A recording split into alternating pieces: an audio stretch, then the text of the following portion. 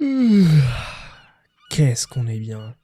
Ouais, vous entendez ces bruits de mouettes? C'est l'été. Ça y est, on est enfin en paix. Comment ça? Il devait y avoir un épisode. Pardon, excusez-moi. Je crois que je me suis endormi. Mettez vos écouteurs, mettez votre casque, parce que je crois qu'aujourd'hui, c'est le bilan de Japan Expo. Alors, vous connaissez la chanson? 3, 2, 1, place au générique. Voilà, on y est. Alors on arrête de blablater et on se met au travail. Ouvre grand tes oreilles, c'est important. Je suis pas bête, je sais que ça va pas être facile. T'as pas besoin de prendre des notes pour ça, enfin.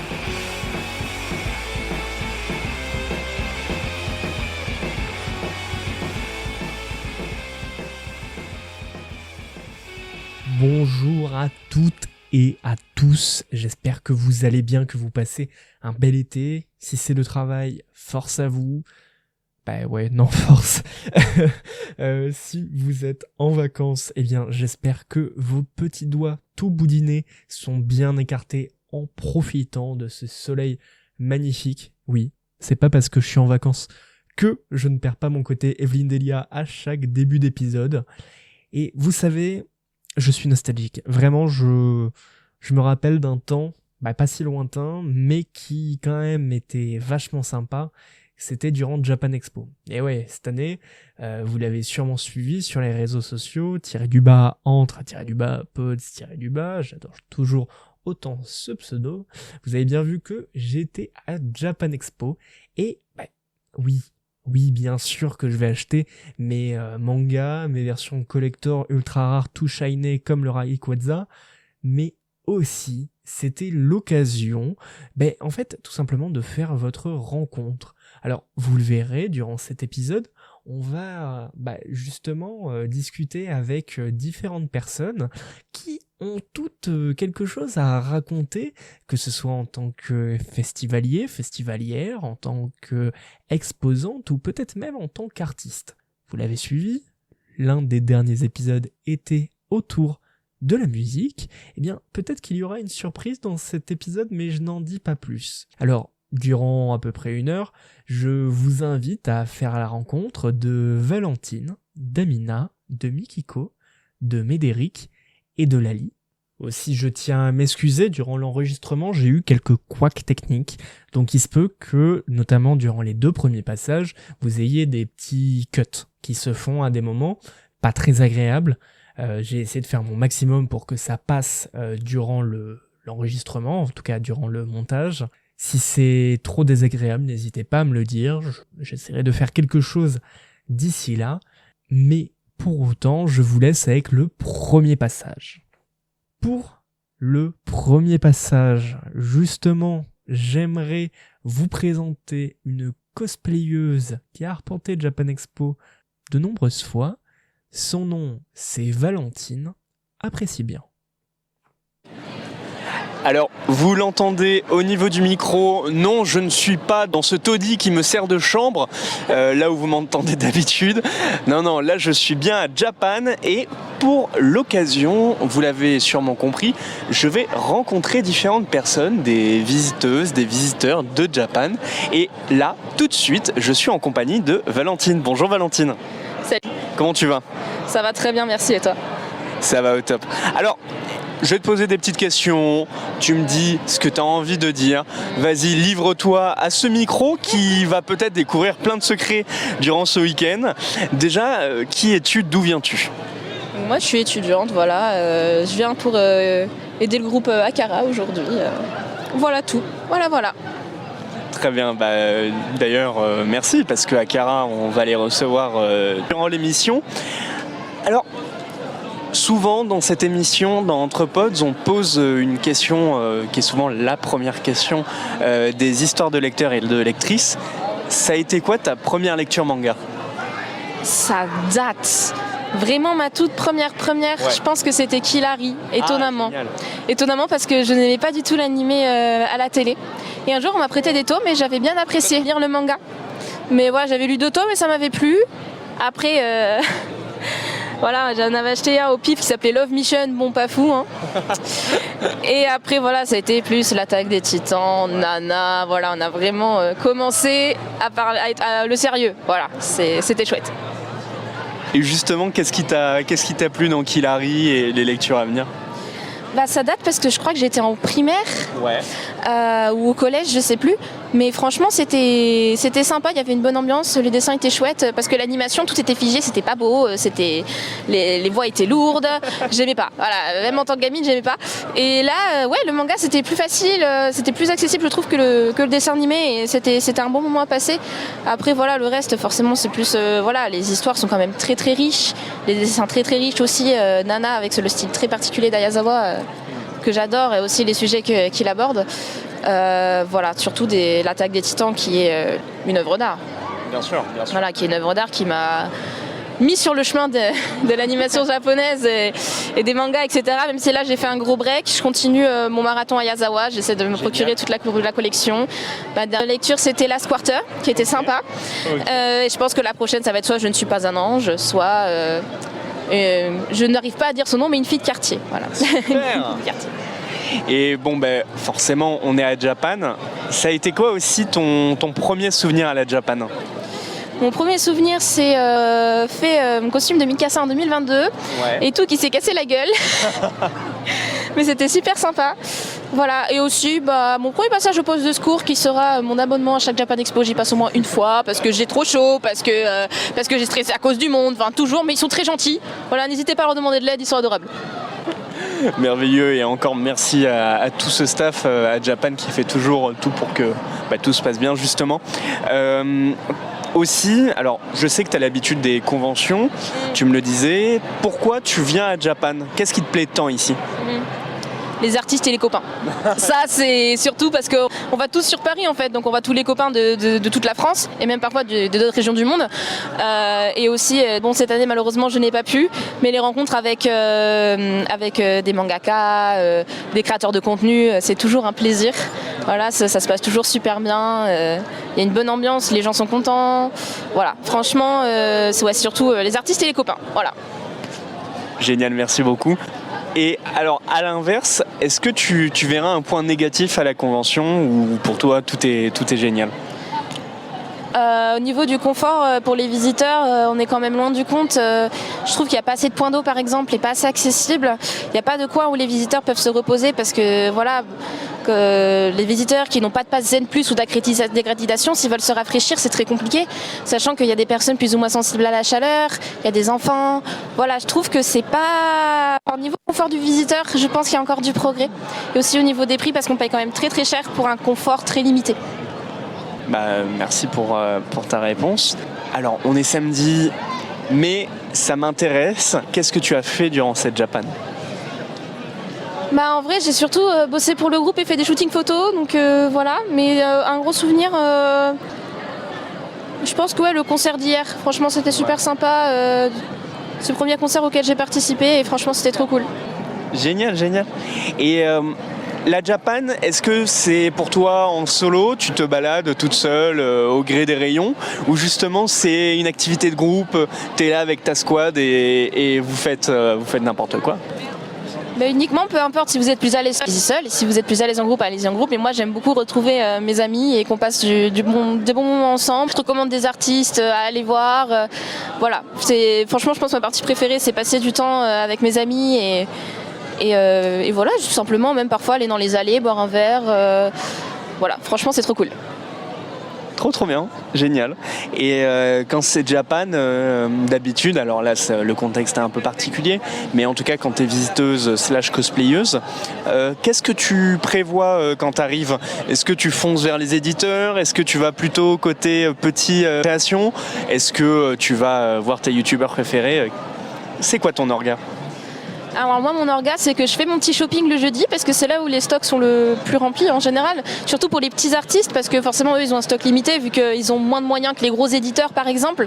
Après moi j'achète pas trop chez les gros éditeurs et tout parce que je sais que le prix est le même que j'y aille à la Japan Expo ou chez le libraire. Après le reste, voilà, je vais plus aller voir des concerts, tenter le coup aux dédicaces, voilà, ce genre de choses. Voilà, les autres jours. Et alors, en plus de ton activité de bénévole, tu fais aussi du cosplay. Oui. Qu'est-ce qui te passionne dans le cosplay? Qu'est-ce que t'aimes? La création, surtout, pouvoir faire une tenue. Alors, je vais être un peu vulgaire, mais on en chie un peu. On en chie un peu pendant un moment, mais en fait, on voit le résultat et on est trop content. On est là, waouh, et on peut voyager dans plein d'univers et rencontrer plein de personnes qui sont très douées, qui ont beaucoup de talent, et on peut s'entraider, c'est génial. J'ai rejoint une association récemment qui s'appelle la Heroes Academy, où on va rendre visite à des enfants en situation défavorisée ou dans des hôpitaux en situation de handicap. Et c'est vrai que ça a donné vraiment un sens à ma pratique du cosplay. Et on est dans le sud-ouest, on est sur Bordeaux. Et vraiment, c'est une association formidable. Voilà, et je pense que le cosplay, oui, c'est aussi quelque chose qui rassemble les gens et qui peut donner du bonheur à soi et aussi aux autres. Génial, je mettrai toutes les informations sur les posts. C'est vrai que j'ai oublié de te poser la question, mais qu'est-ce que c'est le cosplay? Ah, le cosplay. Alors ça dépend, moi je vais employer le mot interdit. On se déguise un peu, ouais. On se déguise un peu. Mais en soi, est-ce que c'est une honte de se déguiser? Pas du tout. Nous, ce qu'on fait, c'est surtout, on aime pratiquer la couture, fabriquer des armes, fabriquer des props, je sais pas comment on dit en français, des accessoires et interpréter des personnages. Alors moi, je sais que je fais pas beaucoup de roleplay, c'est-à-dire que rentrer dans la peau du personnage, agir comme le personnage, mais il y en a qui adorent ça, il y a des spectacles, il y a des costumes qui sont impressionnants. Le cosplay, c'est vraiment... le plaisir de coudre, de fabriquer, de concevoir et de le porter. Et voilà, c'est une activité. C'est comme les gens qui aiment aller à la pêche, les gens qui aiment faire de la moto, les gens qui aiment faire du tricot. C'est la même chose. Voilà, on kiffe. C'est une passion. Exactement, c'est une belle passion. Voilà. Génial. Et est-ce que tu as un personnage que tu adores justement cosplayer? Et pourquoi? Alors, j'en ai deux. Jill Valentine. Ouais. Parce que déjà, elle est très confortable. Là, c'est le confort dans le cosplay, c'est pas quelque chose qu'on a souvent malheureusement. Mais on prend quand même du plaisir à porter les costumes. Ne vous inquiétez pas.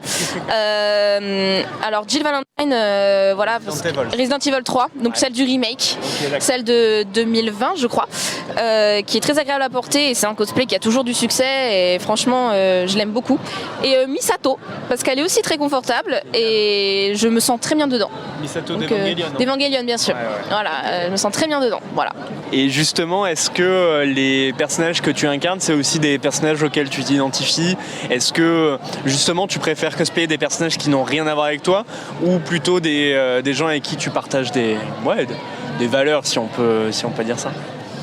Alors, j'ai parfois partagé des caractéristiques physiques, comme avec Jill Valentine par exemple. Mais c'est vrai que je cosplay souvent des femmes qui sont assez fortes, assez guerrières, ce que je ne suis pas du tout. Moi, je suis une grosse fragile. Mais c'est vrai que ça permet, ça fait une sorte de carapace et c'est vrai qu'on sent bien. Après, je fais aussi des personnages dont j'ai beaucoup apprécié l'évolution, comme Rei Ayanami par exemple d'Evangelion, d'Evangelion. Car j'aime bien son évolution en tant que personnage. Voilà, ça va être souvent des personnages que j'apprécie, pas forcément auxquels je m'identifie, ou des idéaux en fait, que j'aimerais atteindre. Voilà. Génial, merci beaucoup. Je pense que c'est la fin de cet enregistrement. Avant qu'on termine, est-ce que tu aurais un petit mot pour Entrepods? Est-ce que tu veux conseiller peut-être un manga, peut-être un animé? Qu'est-ce qui te plaît dans le monde du manga? Bref, dis ce que tu veux. Tu as le micro qui est à toi. Branchez-vous Cyberpunk. Le Cyberpunk, c'est trop bien. Lisez Gum, lisez Ghost in the Shell, que j'ai malheureusement toujours pas lu, mais le film, je le saigne. Branchez-vous Cyberpunk et classique. Je vais vous recommander Nana, l'attaque des titans, si vous avez l'estomac bien accroché. Ce sont vraiment, ça vous fait réfléchir, des choses qui font réfléchir, des introspections sur soi, et je recommande absolument. Et même si les animés pour vous c'est trop long, n'hésitez pas à lire les mangas. Parce que déjà, vous allez aller plus vite et en plus, vous aurez plus de détails que dans les animations. Donc n'hésitez pas à foncer sur les mangas en premier. Génial, merci beaucoup. Alors Valentine, on peut te suivre sur un compte cosplay, il me semble? Oui. Alors mon compte cosplay, c'est un peu compliqué parce que c'était déjà pris, donc j'ai dû un petit peu être inventive. Donc c'est Misato, mais M-I-I-S-A-T-0, barre du bas. Voilà. Très bien. Je vois que je suis pas le seul à galérer avec les noms Instagram. Eh bien, on mettra bien évidemment les informations en description. Merci Valentine, bonne continuation et bonne Japan. Merci à toi de m'avoir interrogé et bonne Japan à toi aussi. Merci beaucoup et on enchaîne tout de suite avec le ou la prochaine invitée. Merci beaucoup Valentine pour ta participation. N'hésitez pas à la suivre sur les réseaux sociaux.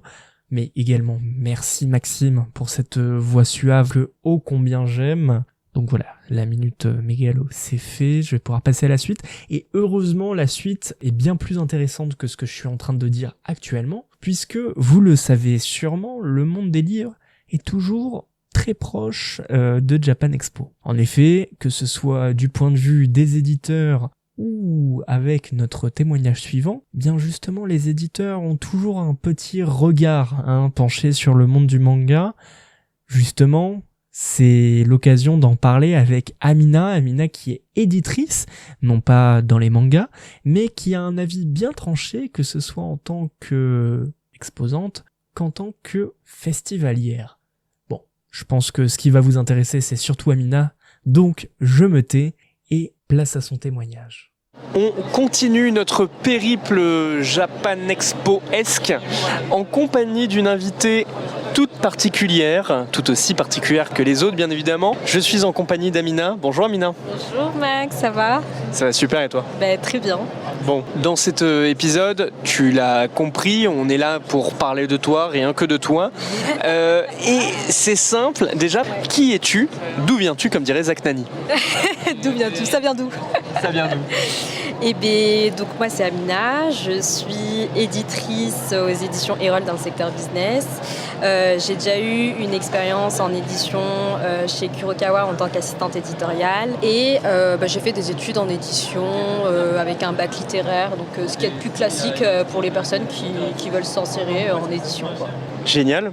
Justement, j'imagine qu'en tant qu'éditrice, tu avais un petit rapport à la lecture. Tu devais aimer ça. Clairement, bonne transition.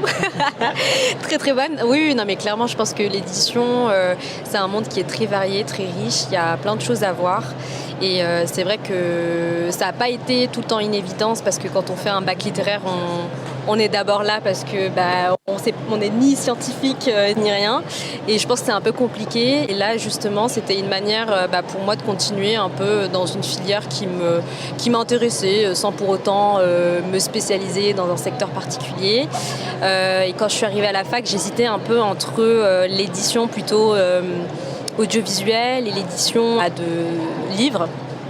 Et finalement, j'ai été très très vite fixée parce que j'ai eu l'occasion de faire un stage chez Kurokawa et c'est là où j'ai un peu découvert tout la chaîne de production de livres, tous les aspects en fait qui liaient en fait le monde éditorial et qui permettaient moi de me faire un avis là-dessus.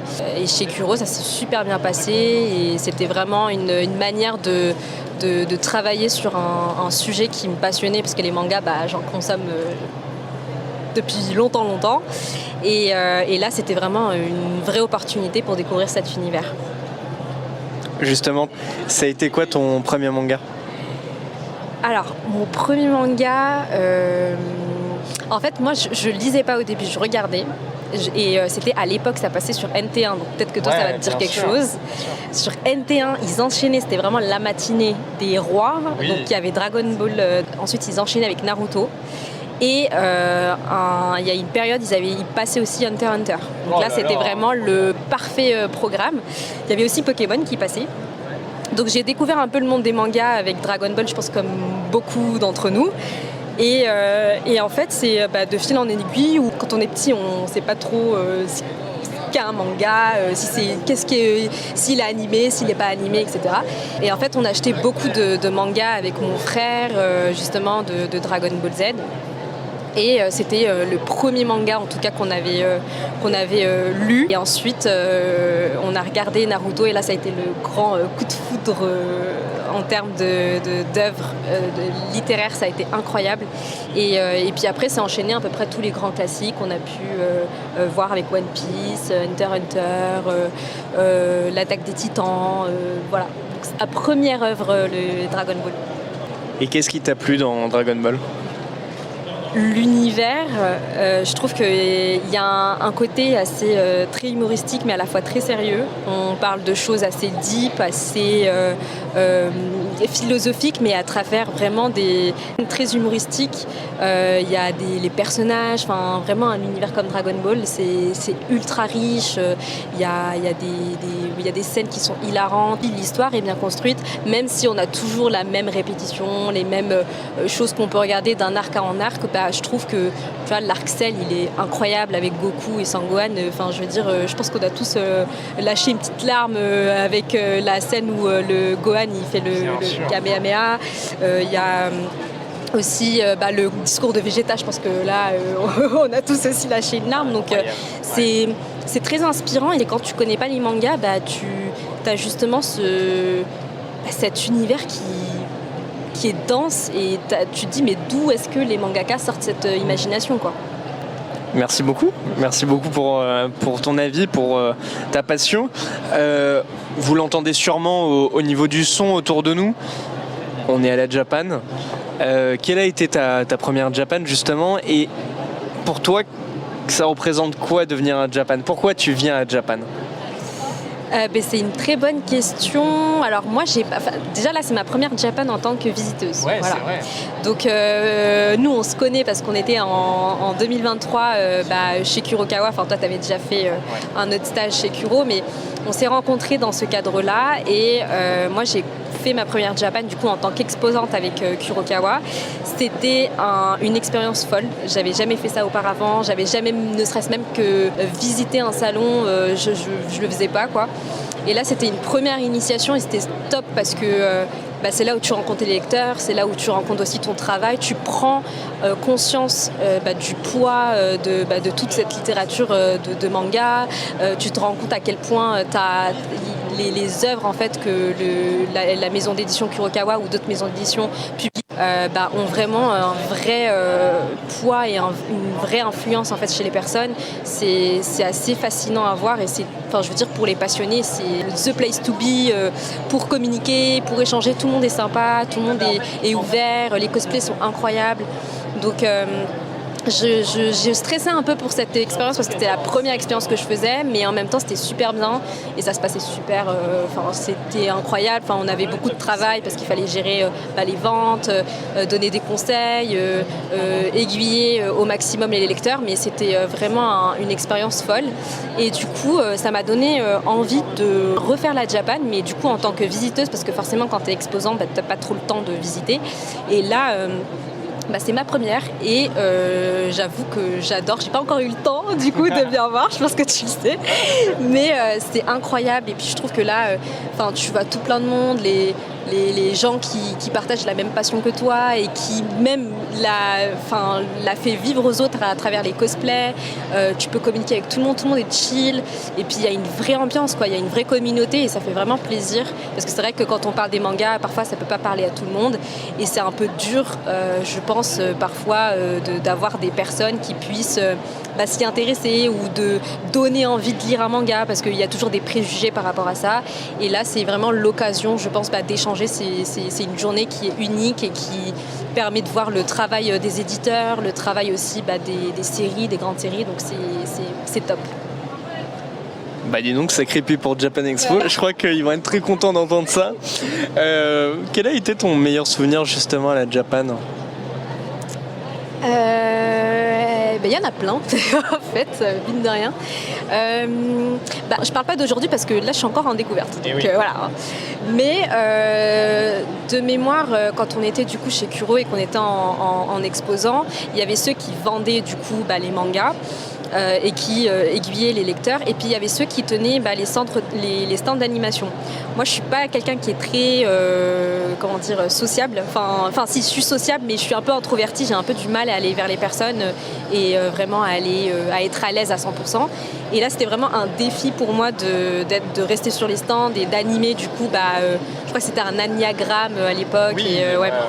Oui, Il y avait aussi un stand de Oshinoko et franchement c'était vraiment pas évident et je me suis un peu découverte, c'était stressant au début mais après ça allait de mieux en mieux et je voyais en fait des familles profiter du moment, des couples profiter du moment, des amis et je trouvais ça trop beau et franchement c'est un très très bon souvenir qui m'en est resté.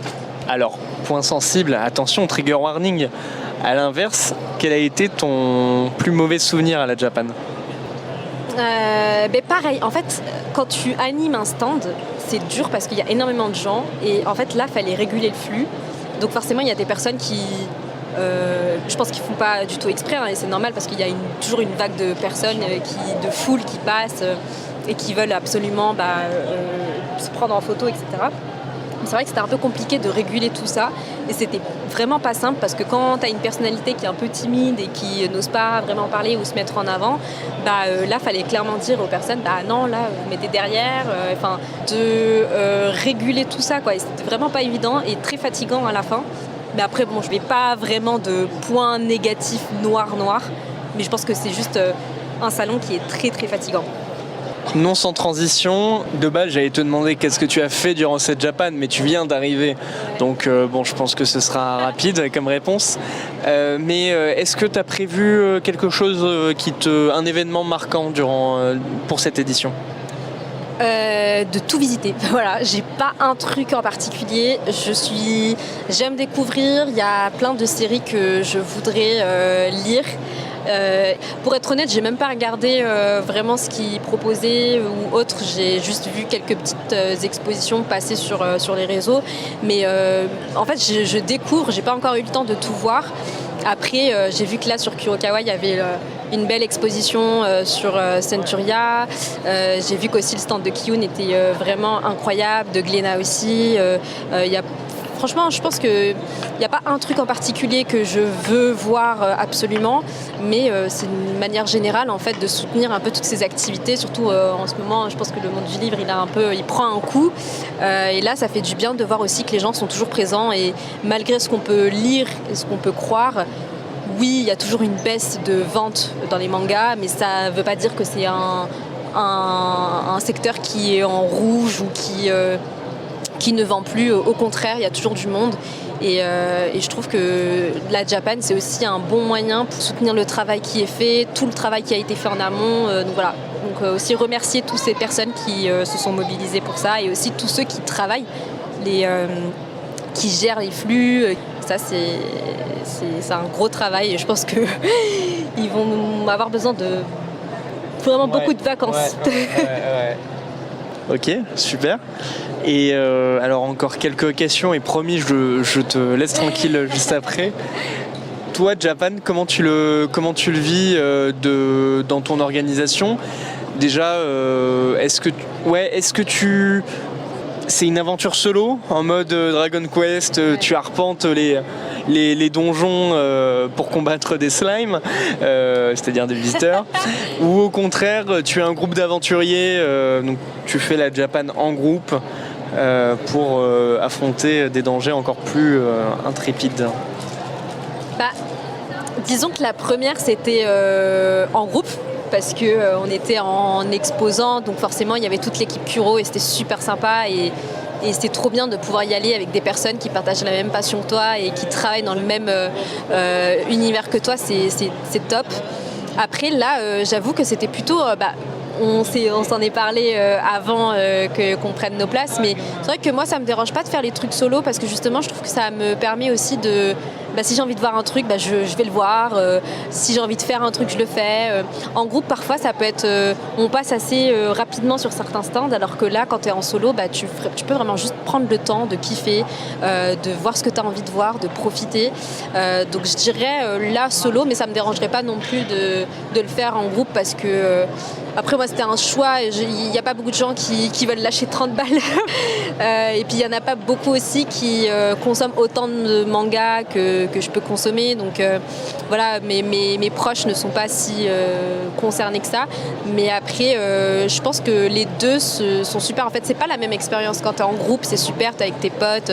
Tu vas dans le stand Nintendo, tu vas gérer ta petite partie là, ça va être super. Et puis voilà, mais si t'es solo, tu vas pas aller au stand Nintendo. Enfin, si tu peux, peu, mais bon, ça va pas être la même vibe, quoi. Donc ouais, c'est différentes vibes. Moi, je dirais solo parce que c'est ma personnalité, mais en groupe, c'est top, quoi. Génial, mais c'est trop bien, trop intéressant. Et avant-dernière question, tu nous as dit le manga de ton enfance, tu nous as parlé de la Japan Expo, mais est-ce qu'on peut trouver ton manga préféré durant cette Japan Expo? Aka, quel est ton manga préféré? Ça, c'est vraiment la pire question qu'on peut poser à des lecteurs, mais vraiment la pire. Mais est-ce que c'est meilleur manga confondu ou du moment? Comme tu veux. Bah, confondu, je dirais, je vais pas faire du tout dans l'originalité, hein, mais je vais faire Naruto parce que j'ai grandi avec ce manga et ça a été, ce manga a résonné en moi comme pas possible. Toutes les leçons traitées à travers des destins croisés, à travers des personnages.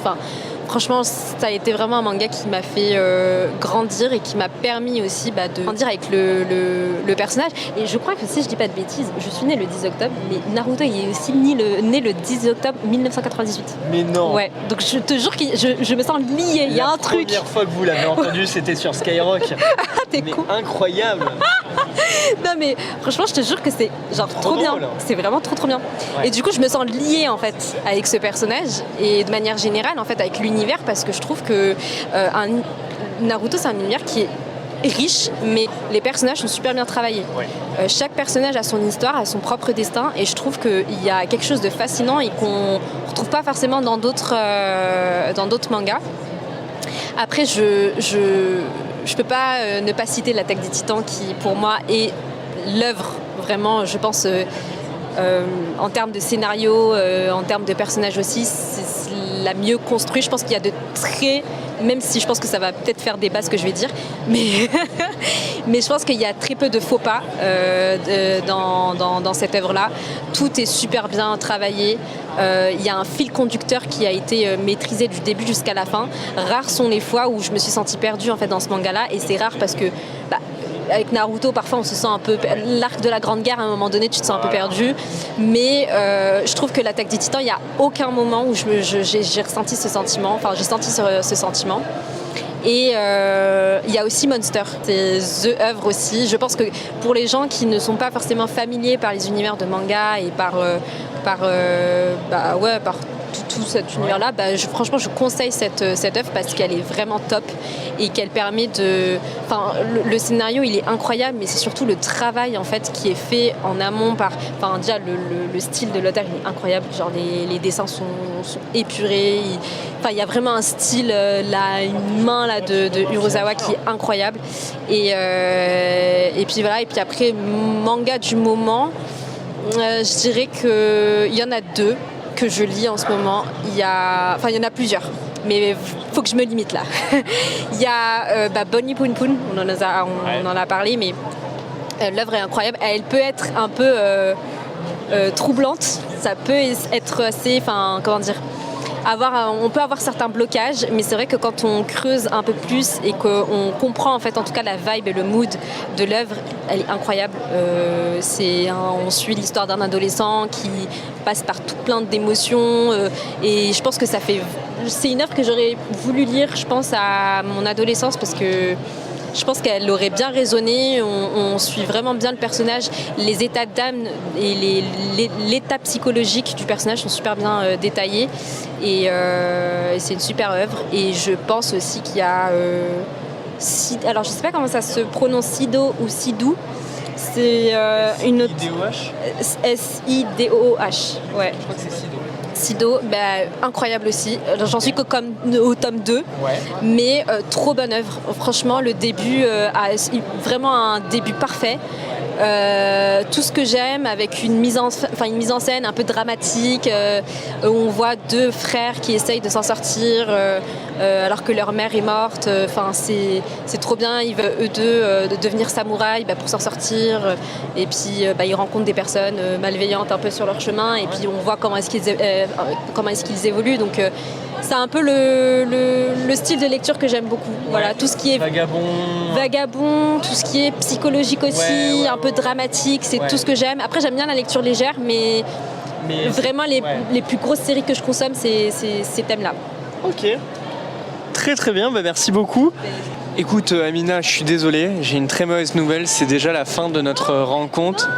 Je pense que le public veut encore discuter avec toi parce que ça se sent que tu as encore plein de lectures.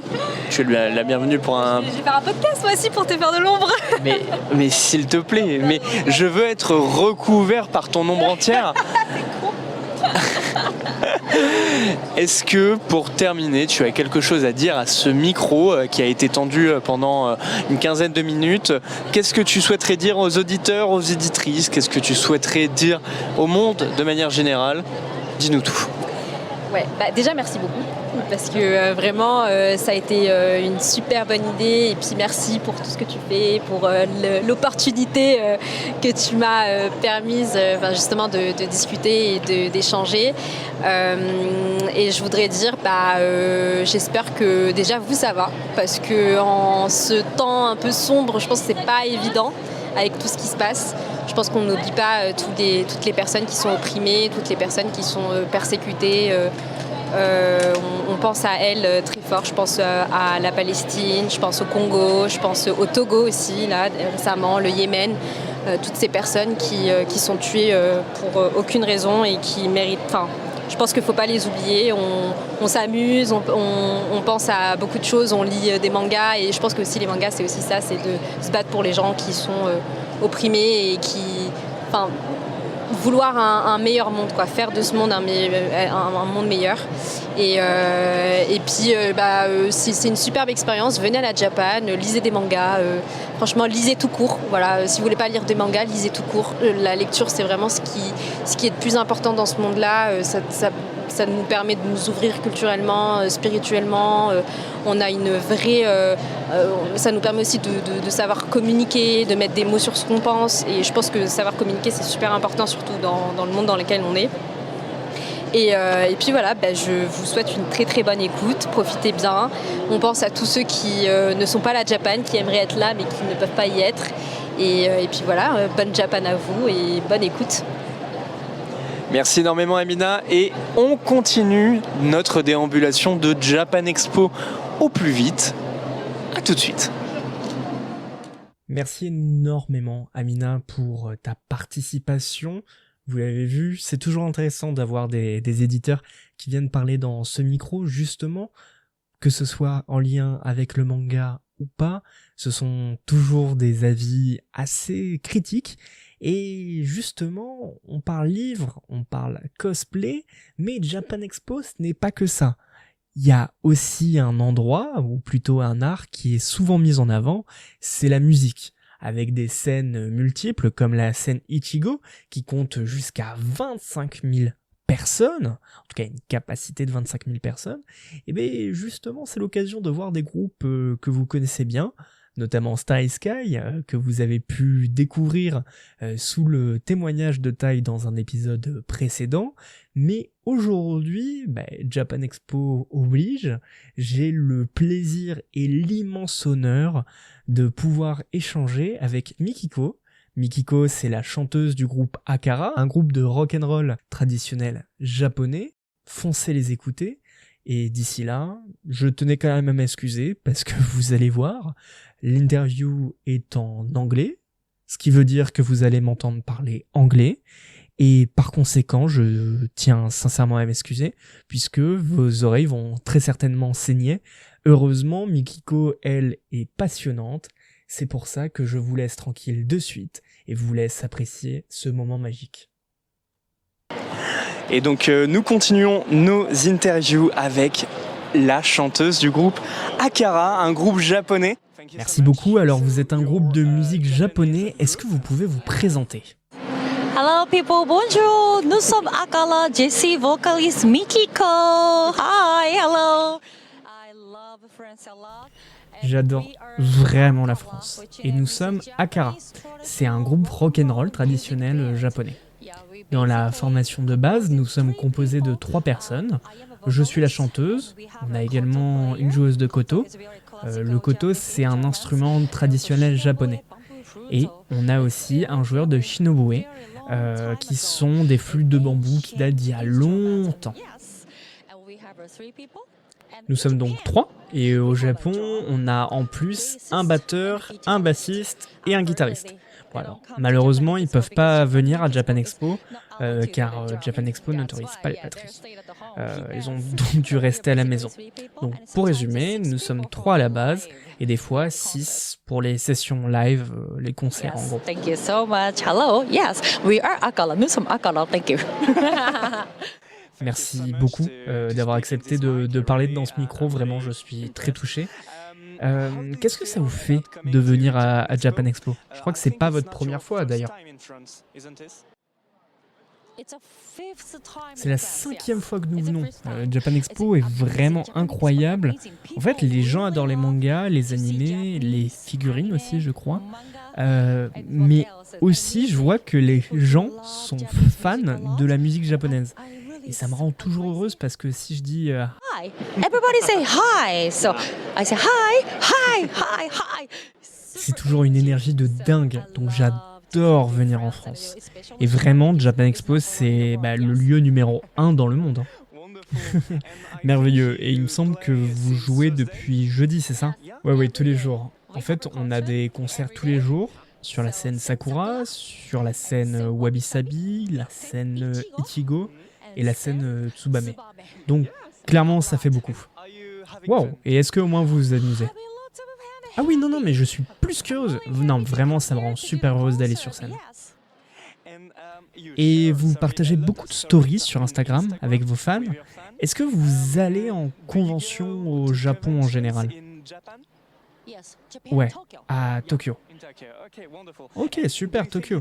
Et est-ce que c'est la même chose qu'à Japan Expo ou Japan Touch?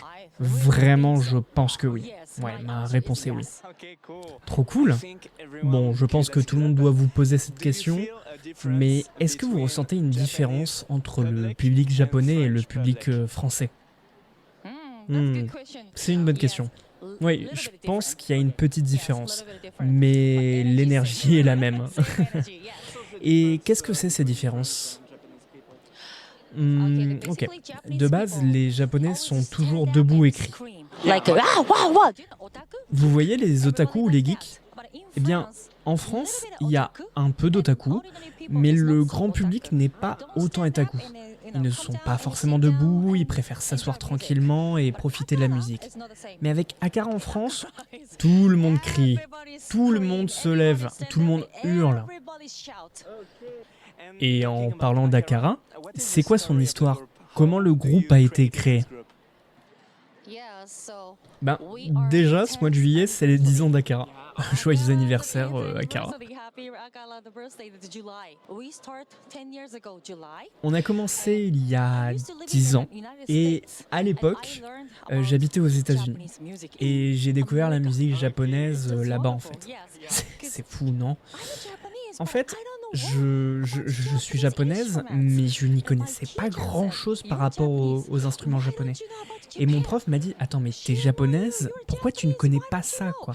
Non, la honte. Et je lui ai dit « Je connais pas trop la musique japonaise. Bon, j'adore le rock, j'adore le style occidental. » Attends, mais tu ne connais pas la voix du samouraï? C'est pour ça que j'ai suivi cette voix du samouraï et j'ai appris le taiko, des percussions japonaises, et le shamisen. Vous savez, les tin-tin-tin-tin-tin. J'ai adoré et j'ai vraiment eu cette envie de fusionner la basse et les batteries façon occidentale avec les instruments traditionnels japonais. Et quand j'ai tout combiné, en fait, j'étais en mode waouh, ça sonne mais super bien. Et vu que personne ne l'avait fait, j'ai foncé. Mais c'est pas trop compliqué de mixer tous ces styles? Oui, non, clairement c'est difficile. Parce qu'en fait, on n'a pas les mêmes notes. Pour la guitare, la basse, les batteries et la voix, en fait, c'est pareil. Do, ré, mi, fa, sol. Mais pour la flûte, Shinobue, en fait, c'est pas du tout la même chose. Il y a 1, 2, 3, 4, 5, 6, 7, 8 notes. J'avais jamais vu ça avant. C'est comme le koto. Ce n'est que des kanji. Donc, impossible de traduire avec des notes. Que ce soit le koto ou le Shinobue, en fait, c'est vraiment compliqué. Donc, on doit vraiment parler, réfléchir. C'est vraiment compliqué de tout mixer, en fait. Non, vraiment, ça me tue. Ok. Et donc, comme on a pu le dire, vous êtes un groupe de J-Trad, de la pop japonaise traditionnelle. C'est un sous-genre du J-rock, voire du metal, vous confirmez ? Ouais, clairement, quelque chose comme ça. Et par exemple, avec votre chanson Berserker, comment vous définissez la J-Trad ? En fait, la réponse est simple, on écrit le terme. En fait, il n'y a pas de terme en anglais pour J-Trad rock. Donc, je connais la trad rock européenne, mais du coup, Akara l'a fait, en fait, l'a créé pour le rock japonais traditionnel. Il n'y a pas de mot équivalent, donc J-Trad rock. Génial. Et pour terminer cette interview, merci encore, eh bien, quelles sont vos chanteuses, chanteurs préférés ? Est-ce que Akara a des influences ? Ma réponse sera la suivante. Je suis fan de baby metal. Non, vraiment, j'adore. Et Lady Gaga, elle est tellement créative. Non, vraiment, je veux être comme elle. Donc ouais, Lady Gaga et baby metal. Non, vraiment, je suis totalement d'accord avec vous, elles sont géniales. Et quelle est votre chanson préférée d'Akara ? Je sais que c'est une question pas facile. J'adore Berserker. En fait, c'est vraiment facile à chanter. Get down, go away, away. It's very easy. Only get down, go away. That's all. And also, hello, the world ends. Yeah. Hello, the world ends. En fait, j'ai écrit cette chanson durant le Covid, parce que Japan Expo a été annulée 2 fois, alors que je devais venir. Et j'étais tellement triste que du coup, j'ai écrit Hello, the world ends. Et en fait, c'est assez ironique, parce que ça dit bonjour, c'est la fin du monde, et en fait, je vois ça vraiment comme une revanche contre le Covid. Et du coup, on a écrit la suite World of Revenge. Donc, en fait, Japan Expo fait vraiment partie de l'ADN d'Akara. Ouais, totalement. Et pour finir, est-ce que vous avez quelque chose à dire pour votre public dans ce micro ? Eh bien, merci beaucoup pour votre écoute. Foncez écouter Berserker, Hello the World Ends. D'ailleurs, du coup, la chanson a été écrite pour la France, parce que World of Revenge, c'est une revanche contre le Covid. Et plus que ça, c'est un cri du cœur pour revenir à Japan Expo et crier tous ensemble. C'est pour ça, vraiment, nous adorons la France. La France et le Japon sont amis, vraiment. Et du coup, je vous aime fort et ne l'oubliez pas. Merci beaucoup et très bonne journée. Thank you, Bye bye. Et voilà, c'était Mikiko du groupe Akara. Arigatou gozaimasu, Mikiko-san. C'était passionnant, j'espère que cet échange vous a plu. On retourne du côté des festivaliers avec quelqu'un qui mélange au final un peu de cosplay, un peu de manga, beaucoup de passion et une touche de jeu vidéo.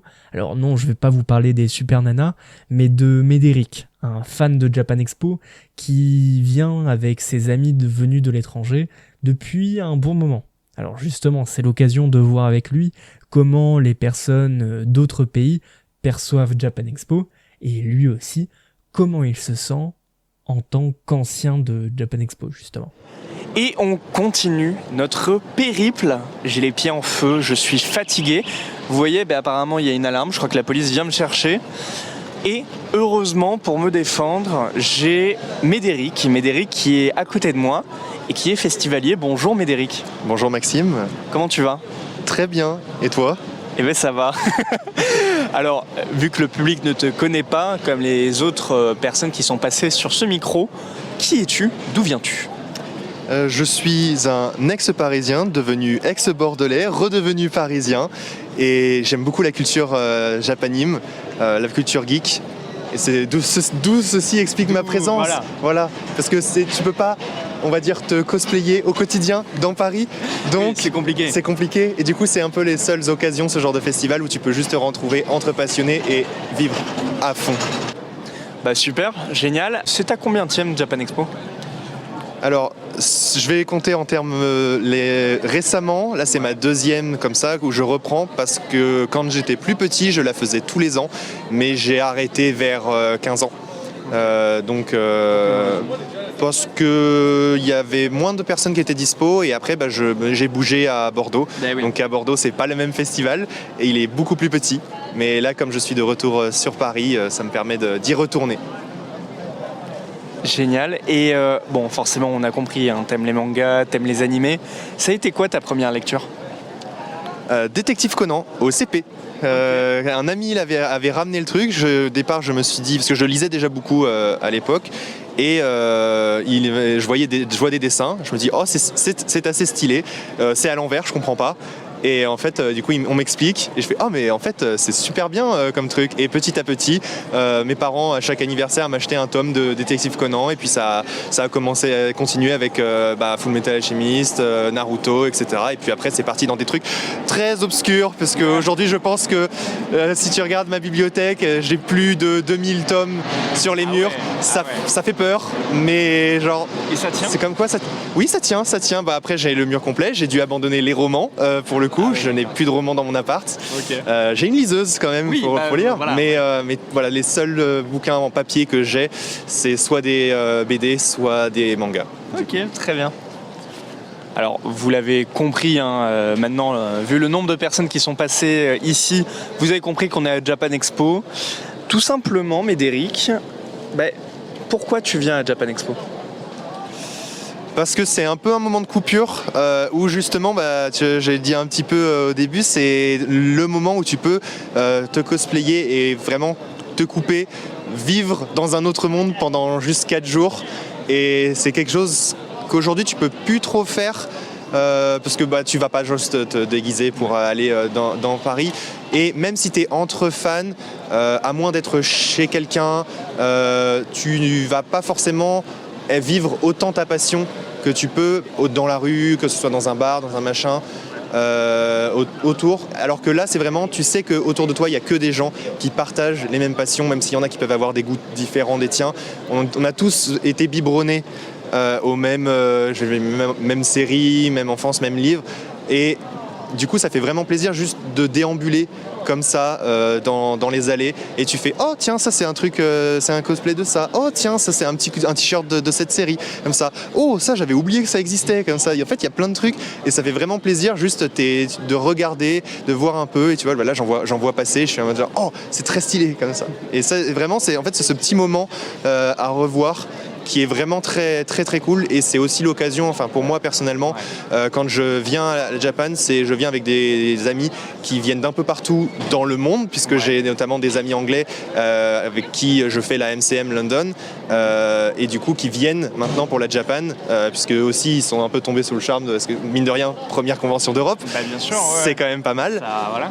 Et du coup, c'est un peu devenu le rendez-vous annuel où on se retrouve, on se redonne des nouvelles et puis on vit un peu notre vie à côté. La journée est ponctuée par la convention et après, le soir, ça discute, ça rattrape un peu le temps perdu. Et ça, c'est vraiment sympa. Donc, j'allais te poser la question plus tard. La Japan Expo, ça se fait en groupe pour toi ? Pas forcément, parce que justement, en fait, nous, ce qu'on aime bien, c'est en fait, on se retrouve, on marche un petit peu pour découvrir, mais après, s'il y en a un qui se dit, je vais juste déambuler dans les allées, on se retrouve dans 1 heure. Et en fait, ça se fait super bien, et justement, d'autant plus quand on est en costume, à 1 ou 2, juste de déambuler, tu vois quelqu'un qui a un costume de ton univers ou autre, tu fais, est-ce que il est super ton costume, est-ce que ça te dirait un petit selfie? Et du coup, mais c'est pas quelque chose que tu peux faire forcément en groupe, c'est bien, mais il faut que ce soit avec des gens qui aient le même rythme de marche, qui soient intéressés par les mêmes choses. Donc moi, dans mon groupe, ça va, on est à peu près intéressés par les mêmes univers, mais tu vois certaines personnes, des fois, il y en a qui sont plus portés jeux vidéo, donc qui vont aller plus de ce côté-là, d'autres qui sont un peu plus portés justement concerts ou ce genre de choses, ou scènes, voire interviews d'artistes, de personnes, d'invités spéciaux, etc. Donc chacun va chercher en fait ce qu'il veut. C'est plus tout le monde vient par le même moyen de transport, que ce soit la voiture, le bus ou le train, comme ça. Moi j'ai la chance d'avoir la voiture. Et puis comme on est nombreux, ça va, c'est pas mal. Mais du coup, ouais, en fait, non, tu peux vraiment venir tout seul. Et puis, je trouve qu'on en voit quand même des gens qui sont avec de très très beaux costumes, qui viennent un peu en solo, mais comme ça, juste pour se balader, pour justement... Ils ont bossé sur leur costume pendant des mois, des semaines. Moi, je fais un effort, mais pas à ce point-là. Comme ça, je suis pas non plus semi-pro. Et franchement, ça fait juste les voir comme ça et faire oh, est-ce qu'on peut faire une photo? Il est trop bien ton truc. Comment t'as bossé dessus? Ce détail, il est trop bien. Comment est-ce que t'as fait, etc. Juste ces moments-là, tu peux pas forcément les avoir quand t'es en groupe, parce que le groupe peut être à chaque fois oh là là, bon, c'est un petit peu long là. C'est cool que tu aies des photos, mais on aimerait bien avancer pour aller à un autre truc. Donc je trouve que c'est une convention qui peut se vivre de plein de manières différentes pour le coup. On peut le vivre de plein de manières différentes. Est-ce que toi, tu te souviens d'un souvenir qui t'a marqué sur toutes les Japan Expo que tu as pu faire? Oh alors j'en ai beaucoup des souvenirs, mais juste là un de vendredi comme ça, j'étais dans un costume d'un univers Hoyoverse et il y avait un meeting de Hoyoverse le matin. Du coup j'y suis allé, mais du jeu que j'avais choisi, on n'était que 6, alors qu'autour de nous il y avait genre 30 d'un univers, 30 d'un autre. Du coup on était en très grosse minorité et on s'est fait c'est dommage quand même parce que le jeu est quand même assez connu, donc si on se retrouve dans la Japan, après avoir fait les photos comme ça, on a fait si on se retrouve, on se dit bonjour, on peut prendre nos photos et on essaye de se réunir à la fin, comme ça. Et en fait, à la fin de la journée, on est tombé tout d'un coup sur 6-7 personnes du même univers et on a fait oh, incroyable, et ils ont appelé leurs potes comme ça. Et en fait, on s'est retrouvés à se dire mais vous savez qu'il y a un endroit avec des décors où on peut se prendre en photo, et on s'est dit vas-y, on y va, on a couru parce qu'en plus la fermeture était bientôt, le stand, ils nous ont tous vus, ils ont fait bon ok, normalement on est fermé, mais allez-y, venez passer. Et on a pris genre 15 minutes à juste faire des vraies photos super sympas. Et mais en fait c'est vraiment ce genre de rencontre. Mais je discutais avec d'autres, tu vois, ils me font genre mais en plus vous êtes trop bien parce que vous êtes 2 personnages qui sont ensemble dans le jeu, vous êtes venus ensemble à la Japan. Ils font non, on s'est rencontrés ce matin et depuis on déambule ensemble et ça se passe. Et je suis en mode genre mais en fait c'est ça la Japan, tu vois, genre tu découvres des gens. Tu les retrouveras sans doute jamais dans ta vie, mais pendant juste quelques minutes, quelques heures, tu vis un moment magique avec eux, en mode genre, t'es réunis par ta passion, et ça, c'est juste trop bien. Ouais. Et alors, on n'en a pas parlé avec les autres invités, mais je sens que tu pourrais nous dire plusieurs choses par rapport à ça. C'est vrai que Japan Expo, c'est aussi pas mal de stands de jeux vidéo. C'est un quartier que tu croises, où tu déambules beaucoup, ou tu es plus côté manga on peut m'y trouver, oui, quand même. Mais c'est vrai que je vais regarder un petit peu, mais moi, j'ai pas tant l'habitude de tester les jeux comme ça. C'est une des raisons pour lesquelles, par exemple, la Paris Games Week, je n'y vais pas. Ouais. J'aime bien pouvoir vraiment prendre mon temps pour tester le jeu, pour faire comme ça, sans avoir la pression de ah là là, dans 20 minutes, faut bouger parce que il y a d'autres gens qui font la queue. Mais c'est quand même, généralement, tu vois aussi les gens qui sont avec les costumes, les cosplays, ils vont dans leur zone qui les intéresse. Donc si j'ai envie de voir des cosplays d'univers jeux vidéo, je vais plutôt aller déambuler de ce côté-là, alors que je peux aller du côté manga, comme ça. Mais c'est vrai que je vais plutôt aller faire mes achats côté manga et aller regarder, un peu voir les univers, voir quelles sont les nouveautés, un peu les jeux du moment, ce genre de choses là qui font un peu, parce que je vois sur les réseaux sociaux évidemment les jeux qui sortent, etc. Mais là par exemple en ce moment, je pense que ça n'aurait échappé à personne, Clair Obscur. Le nombre de gens qui sont avec les bérets, genre c'est incroyable, genre vraiment j'ai jamais vu une convention aussi française. Mais vraiment, et ça, alors là t'es à Japan Expo vraiment. Et là c'est vraiment genre, mais c'est incroyable, mais justement mes potes anglais ils étaient en mode genre c'est quoi ce bordel, genre pourquoi est-ce qu'il y a autant de gens habillés en costume traditionnel français, et du coup tu dois leur expliquer oui mais c'est parce que c'est un jeu qui vient de sortir et tout, et ils font oh d'accord. Et il faut qu'ils y jouent. Et il faut qu'ils y jouent, voilà, oui, en plus quand il y en a qui ont joué à des jeux comme ça au tour par tour, j'en fais tu vas aimer, allez vas-y. En plus c'est français, et ils me font oui c'est français, mais bon ça c'est la rivalité anglo-française, bon on n'y peut rien. Totalement. Et alors, qu'est-ce que tu aimes de manière générale dans Japan Expo? C'est quoi ton point principal? Je pense de juste voir des gens qui passent un bon moment. En fait, c'est vraiment juste, tu vois des gens avec les sourires, ils ont les paillettes dans les yeux quand ils marchent. Et d'autant plus, je ressens ça depuis que j'ai repris un petit peu les conventions. Parce que dans mes souvenirs, après, forcément, je suis peut-être un peu biaisé parce que j'étais plus jeune et je me souviens pas de tout. Mais j'avais l'impression que c'était, à l'époque, les gens qui y venaient, c'était plus une minorité. Du coup, tu sentais qu'il y avait petit peu quand même, ça se relâchait, mais il y avait quand même encore ce petit malaise parce que c'était pas une culture qui était devenue mainstream, surtout depuis le Covid. Il y a beaucoup, là aujourd'hui, tu as beaucoup plus de gens qui viennent et même pas forcément juste avec un t-shirt ou ce genre de choses, mais justement je trouve que depuis que j'y suis revenu, c'est beaucoup plus wholesome. Les gens sont beaucoup plus gentils. Tu as l'impression quand même que il y a cette vraie mode du safe space qui s'est développée. Évidemment, tu vas toujours avoir le con qui va se faire, mais tu vas avoir par exemple, il y a des vigiles qui vont être là, qui vont vérifier. Tu vas avoir les filles quand elles vont avoir des costumes peut-être un petit peu révélateurs ou ce genre de choses. Elles vont être entourées. Il y a des gens qui vont être autour d'elles pour faire en sorte qu'il n'y ait pas un connard qui vient pour embêter. Et j'ai quand même l'impression que justement les gens sont beaucoup plus attentifs, beaucoup plus gentils, et ça fait vraiment plaisir à voir. Comme ça tu ressens pas vraiment ce cliché qu'on pouvait avoir il y a 10-20 ans de chez les geeks puants comme ça, et ça fait vraiment plaisir. Et il y a une vraie variété parce que tu peux voir justement à l'époque j'avais l'impression que tu avais beaucoup de trucs très mainstream, on va dire beaucoup de Naruto, beaucoup de One Piece, et assez peu d'univers un peu plus, on va dire, underground. Et là aujourd'hui tu as vraiment de tout. Il n'y a pas un truc qui ressort, à part là en ce moment la vibe c'est clair-obscur, donc t'en as beaucoup, mais t'as vraiment de tout. Tu vas avoir un petit peu de Hero Academia, tu vas avoir un petit peu de Zelda, tu vas avoir un petit peu de Blue Lock, t'as vraiment de tous les univers qui sont réunis et pas en surnombre, donc tu sens vraiment qu'il y a énormément de gens qui se sont dit ok, moi j'ai mon petit truc, j'ai mon petit comme ça, parce que tu regardes par exemple, je parlais de Hoyoverse, les gens qui jouent à Genshin Impact, pour beaucoup c'est le seul jeu en fait auquel ils jouent. Par exemple, pareil, League of Legends, les gens qui jouent à League of Legends, c'est souvent le seul jeu qu'ils vont faire, et du coup, mais tu les vois quand même, ils viennent, ils font l'effort de faire ça, ils ont leur personnage, et du coup ça fait vraiment plaisir de voir qu'ils se sentent quand même intégrés dans un ensemble, alors que ils font partie juste d'une petite case en fait de ce grand monde qu'est le monde de la culture geek. Génial, c'est trop bien cet aspect communautaire mis en avant, je suis totalement d'accord avec toi. À l'inverse, est-ce qu'il y a des choses qui peuvent te déranger encore durant Japan Expo ?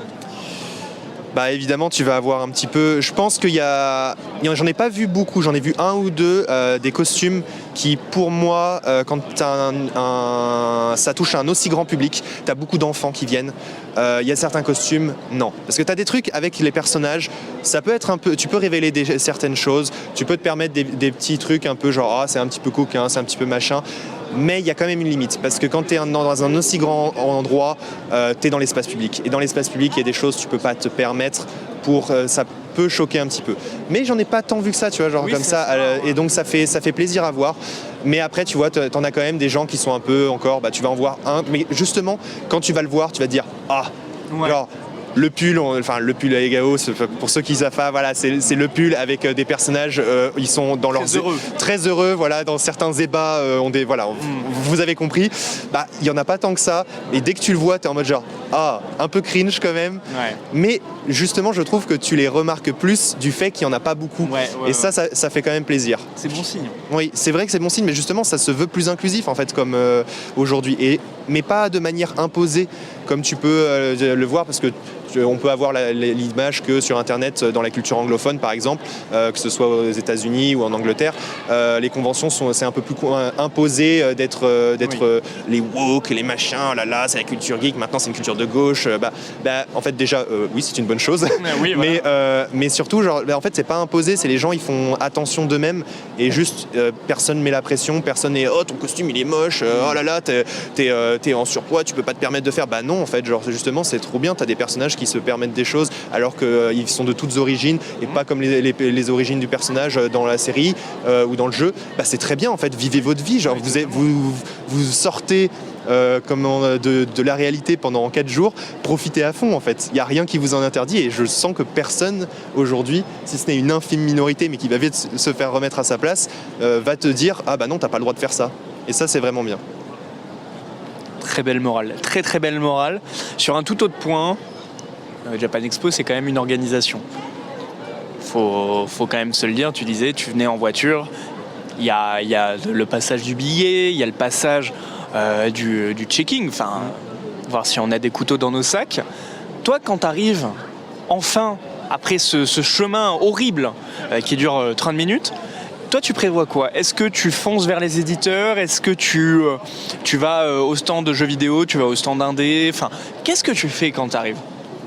Alors déjà 30 minutes, t'es gentil, parce que je pense là ce matin, nous on a bien mis une heure, presque 1h30 pour y arriver, vu le monde.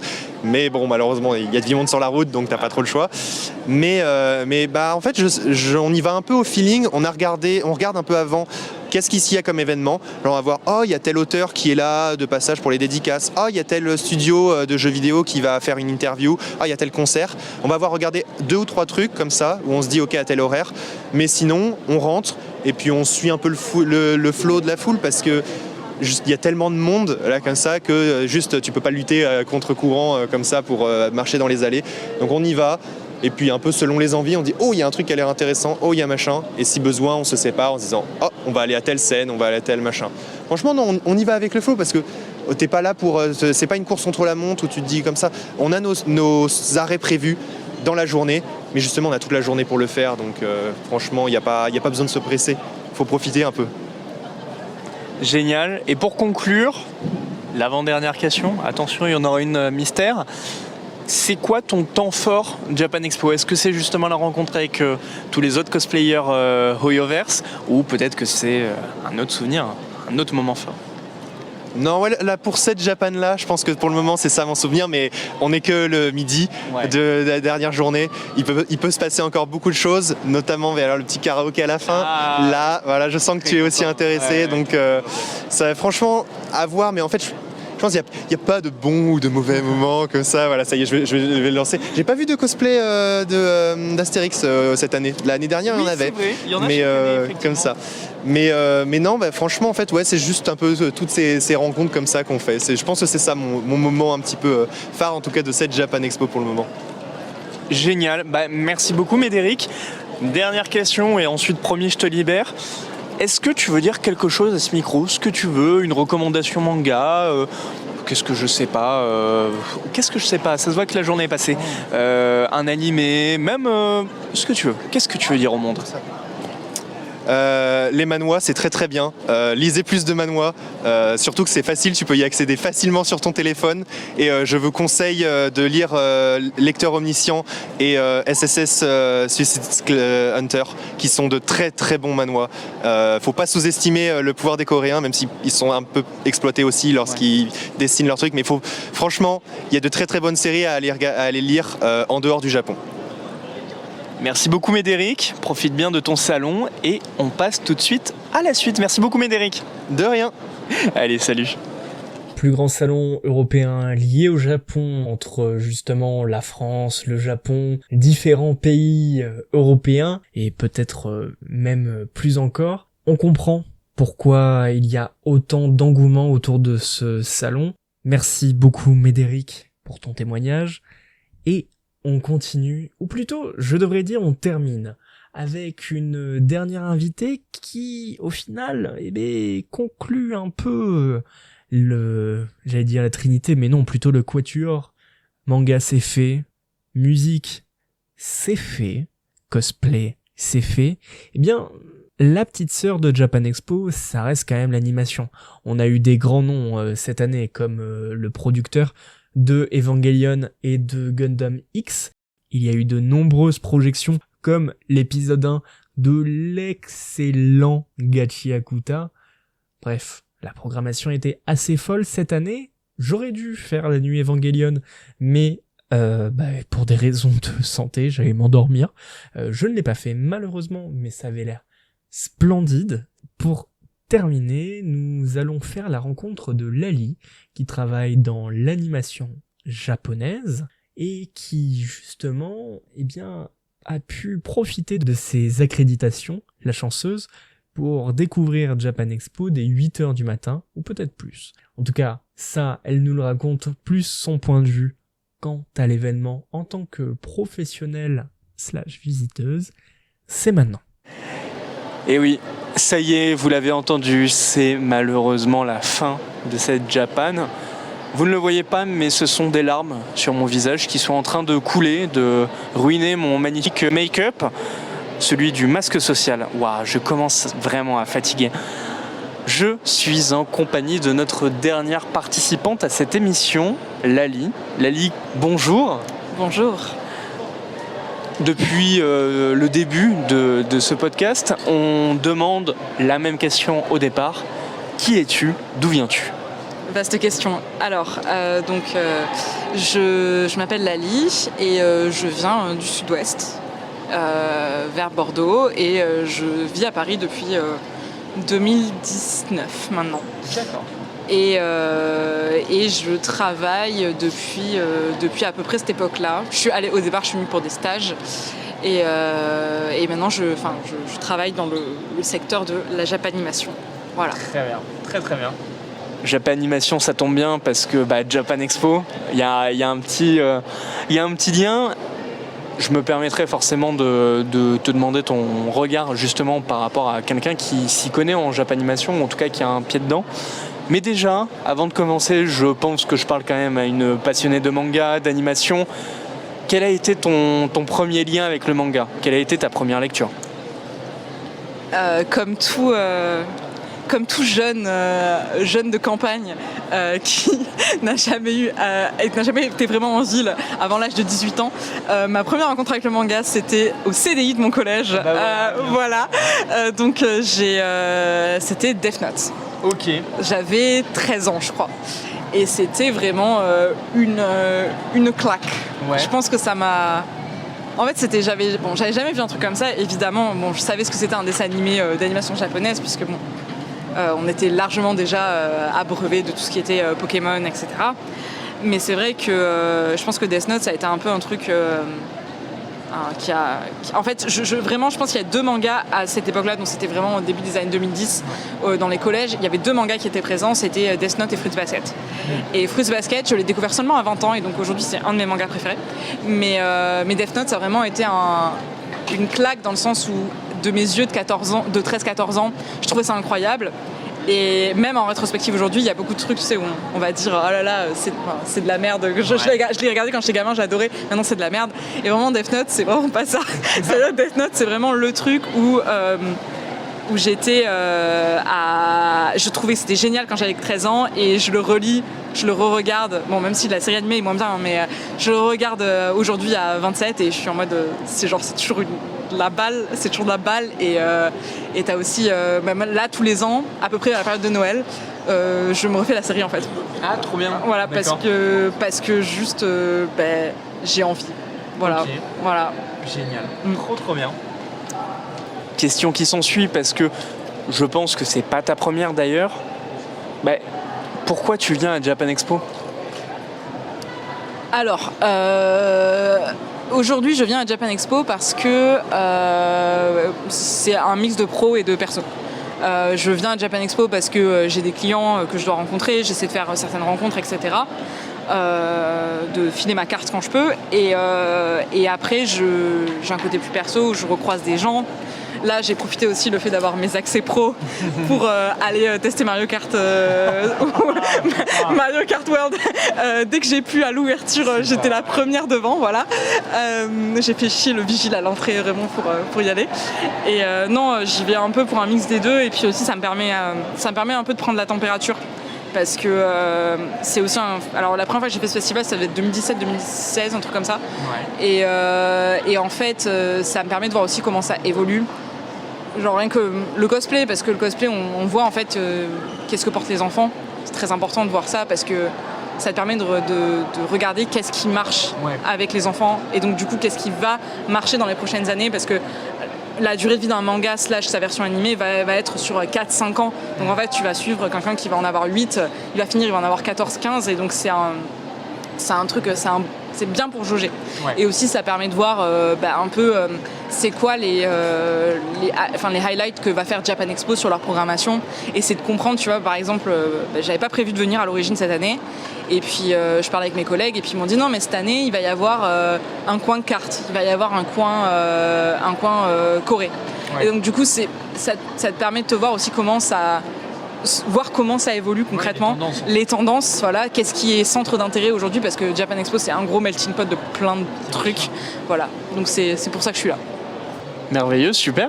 Et est-ce que tu as un souvenir. Quel est ton plus grand souvenir de Japan Expo, si tu en as un? Dur. Alors, j'ai fait Japan Expo 4 fois, je crois. J'essaie de réfléchir, mais j'ai jamais vécu comme un gros événement social, donc j'ai pas forcément de gros souvenirs qui me viennent. Après, je me souviens de trucs un peu, comment dire, en fait, de moments où, par exemple en expo, le fait de lire des choses, etc., ça m'a permis de découvrir autre chose, donc d'enrichir ma culture perso. Donc voilà, c'est plus des moments en fait où j'ai découvert des trucs grâce à Japan Expo.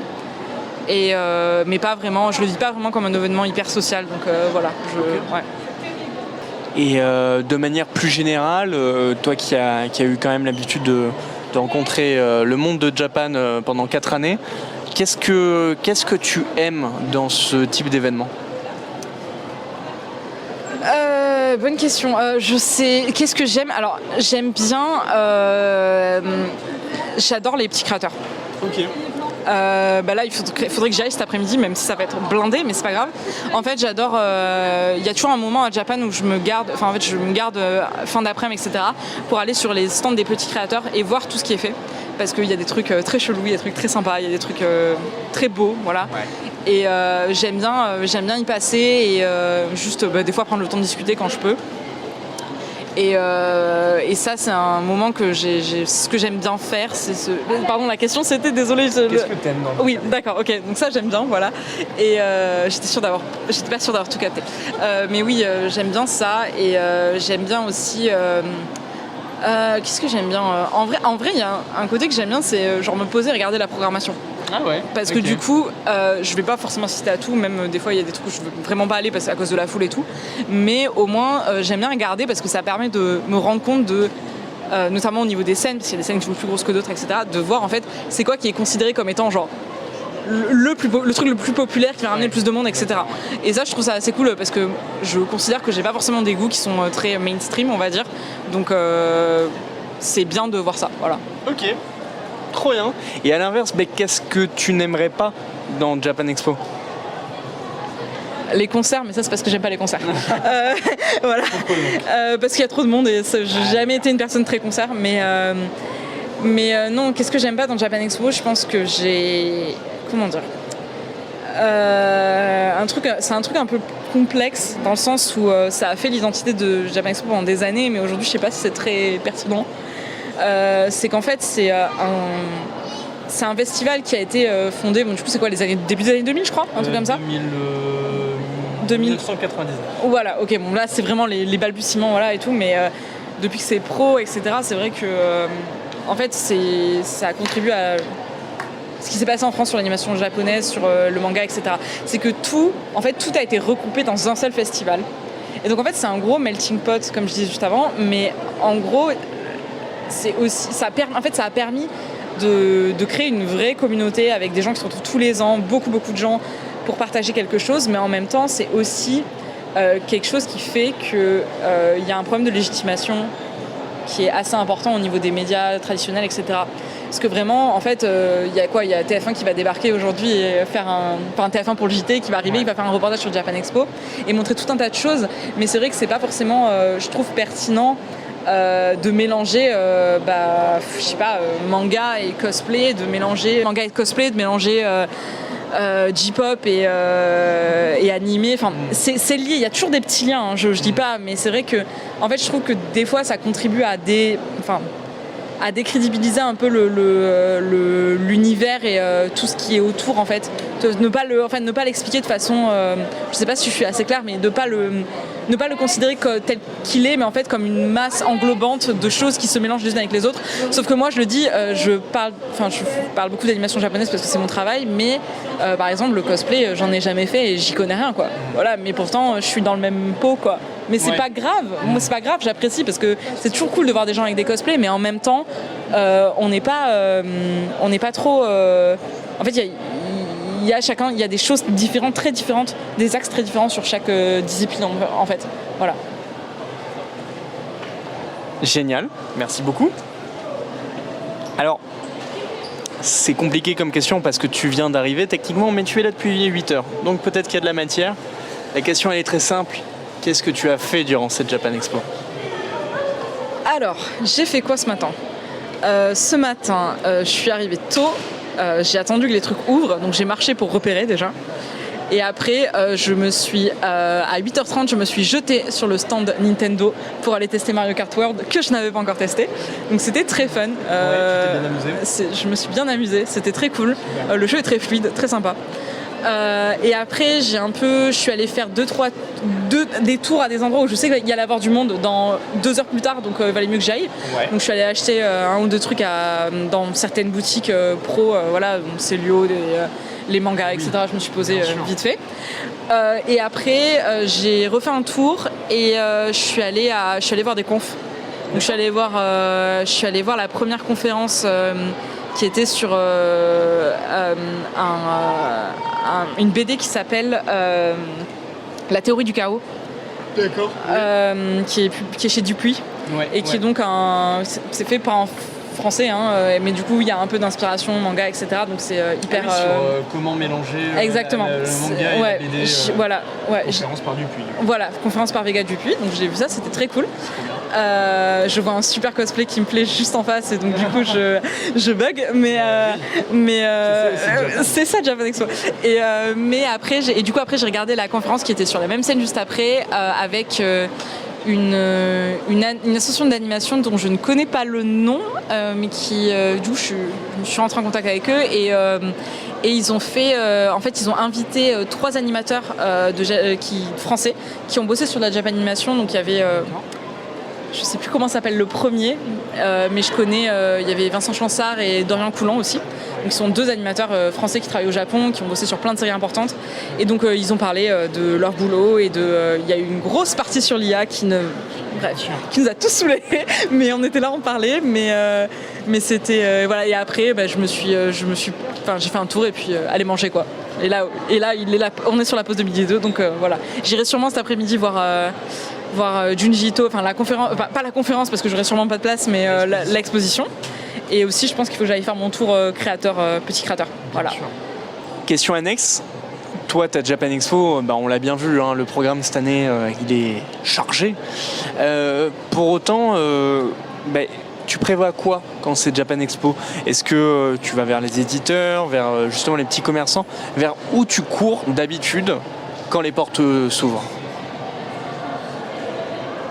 Honnêtement, l'avantage c'est comme j'arrive tôt, en fait, je peux voir en fait vide. Je peux le voir vide, et donc du coup ça me permet de passer entre les stands et de voir à peu près tout sans avoir trop à me pencher, à essayer de pousser des gens, etc. Je pousse personne, mais non, je pense que j'aime bien. En fait, j'aime bien aller voir les gros stands, genre les stands de Crunchy, stands de Glénat. Ah oui.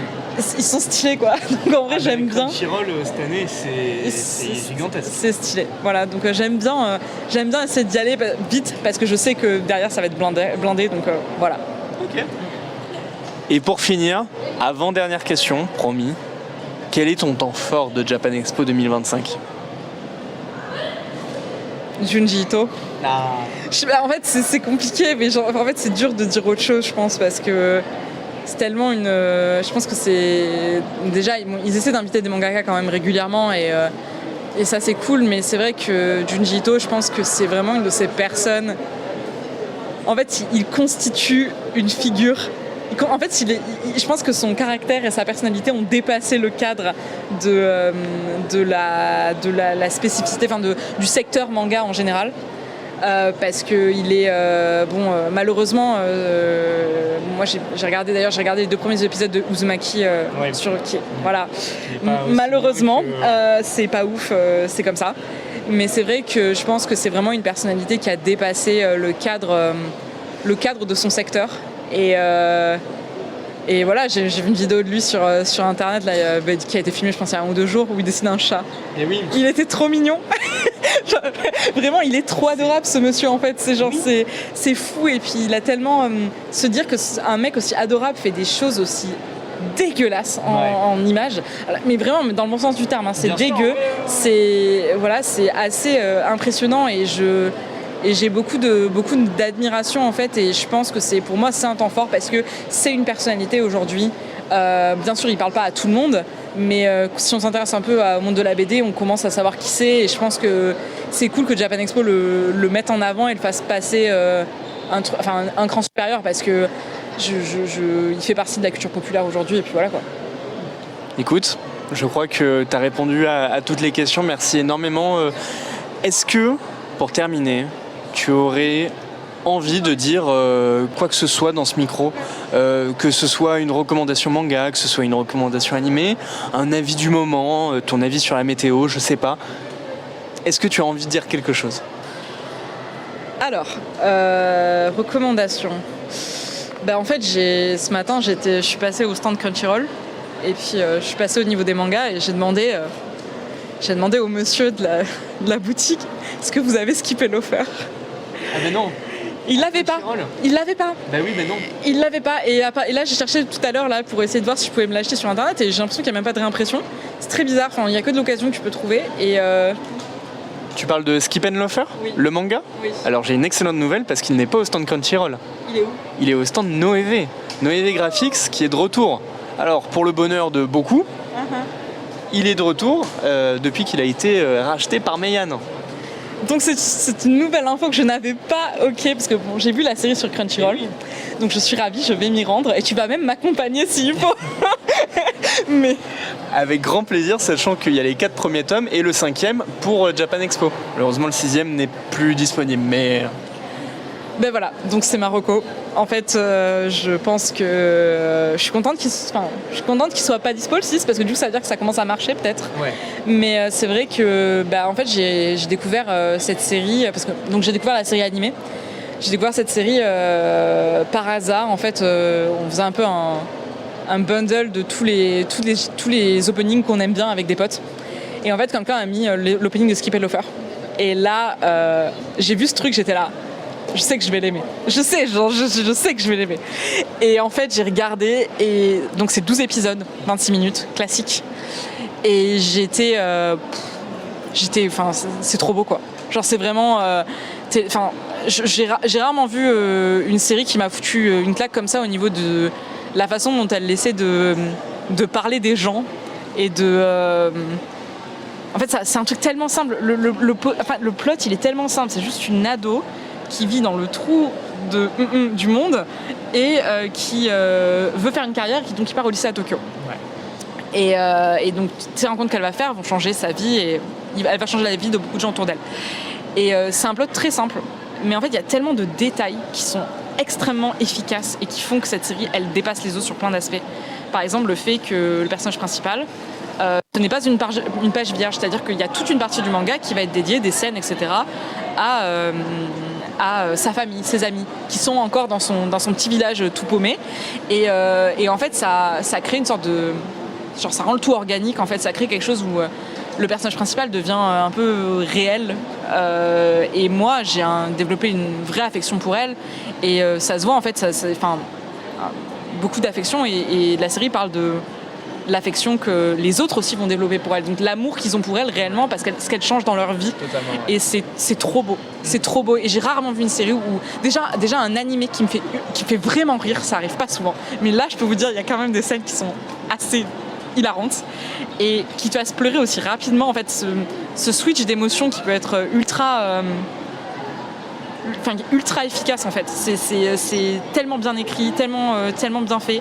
Ça parle de lycéens, mais c'est vrai que moi, je suis plus la cible en fait du shonen et de tout ce qui concerne les lycéens, mais en fait, ça m'a eu, parce que quelque part, je pense que c'est pas écrit pour être pour des lycéens. En fait, je pense pas. Et voilà. Et puis en plus pour regarder le générique, mais bon, moi en tant que fan d'animation, j'ai un petit faible à chaque fois que je vois des personnages qui dansent en animation, parce que faut savoir que dessiner des personnages qui dansent et les animer, c'est très très difficile.